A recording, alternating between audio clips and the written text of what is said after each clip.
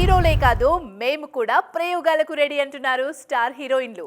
Career peaks లో ఉన్న టైంలో కొత్త దర్శకులకు ఛాన్స్ ఇచ్చేందుకు రిస్క్ మేం కూడా చేస్తామంటున్నారు.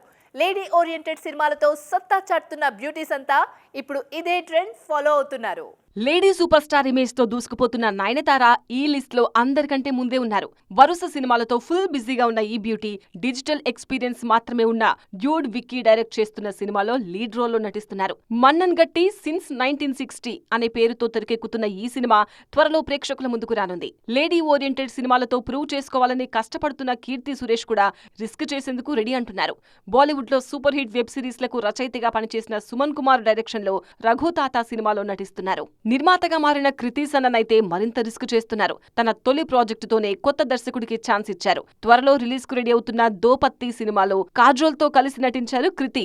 ఈ సినిమాలో శశాంక్ చతుర్వేది దర్శకుడిగా పరిచయం అవుతున్నారు. ఆలియా భట్, శార్వారి వాఘ్ లీడ్ రోల్స్ లో నటిస్తున్న action drama alpha. YRF spy universe లో భాగంగా భారీ బడ్జెట్ తో రూపొందుతున్న ఈ సినిమాకు శివ్ రావలే దర్శకుడు.